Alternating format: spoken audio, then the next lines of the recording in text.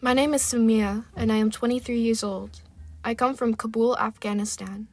I grew up in a lively neighborhood in the capital with my parents and my older sister.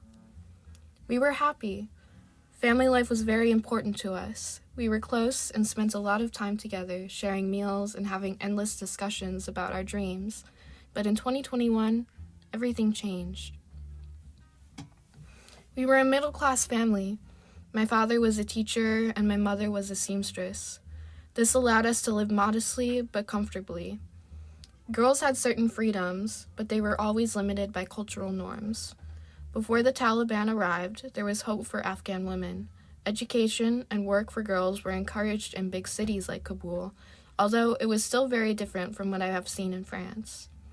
Nonetheless, my father was very proud to have daughters and encouraged us to rise above the prejudices people might have about us. Before the Taliban regained power, we had a much more stable life. I didn't pay attention to terms like Taliban. I didn't even know what it was. Even though Afghanistan wasn't a completely peaceful country, people could dream of freedom and a better life. When I was a child, my parents and teachers sometimes talked to me about the Taliban, but I was just a little girl. I was content to go to school and play with my friends. It felt so distant. No one could have imagined that they would regain control as brutally as they did in 2021.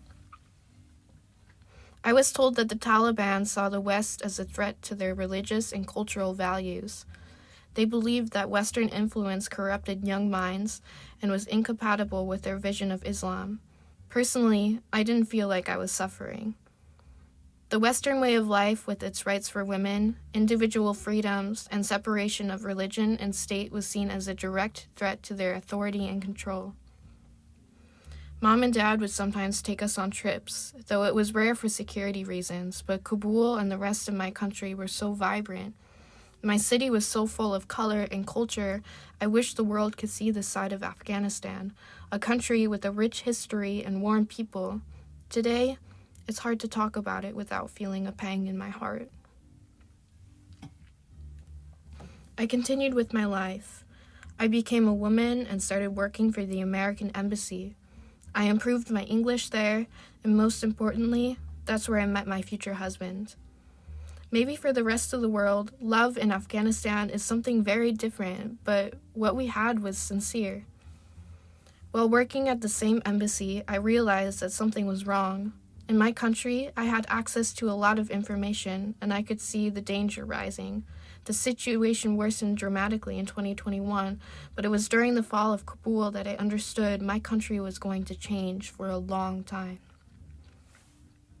When Kabul fell, I was really angry at the Americans. I felt that they had failed to ensure our security. Many Afghans risked their life to help them, and their sudden departure felt like a betrayal. They left my country in chaos. I understand their involvement had limits, but the abandonment was far too abrupt. And the people began to flee. I had to leave. I was seen as an enemy. After all, I had worked for the American Embassy for the terrible West. Not everyone was able to flee. The poorest stayed behind. Indeed, those who can flee are often the elites of my country. The wealthiest families usually have the means to leave faster, but even for the luckiest, the choice to leave is never easy because abandoning everything requires great courage. I lost everything at that moment.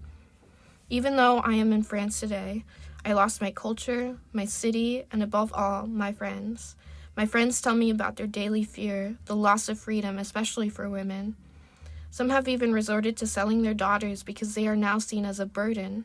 They can no longer study or even go outside without being covered from head to toe.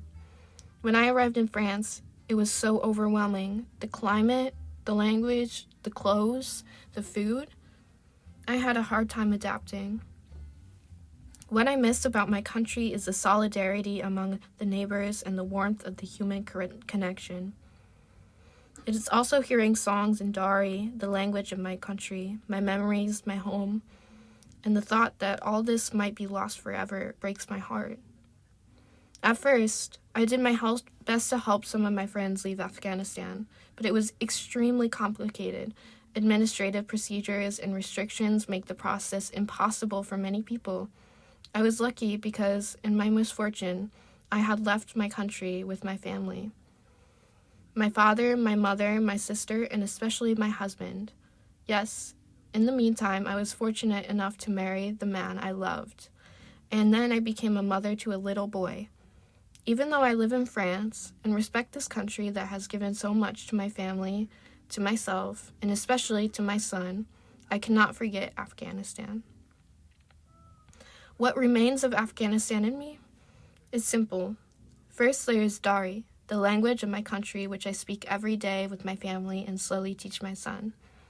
I try to pass on these words that connect us to our history and keep the memories of home alive. Then there's the food. I still cook Afghan dishes like bolani, Kabuli, or mantu with the spices and flavors that remind me of the dishes my mothers used to make. Our dishes are like little pieces of Kabul that we share with those we love.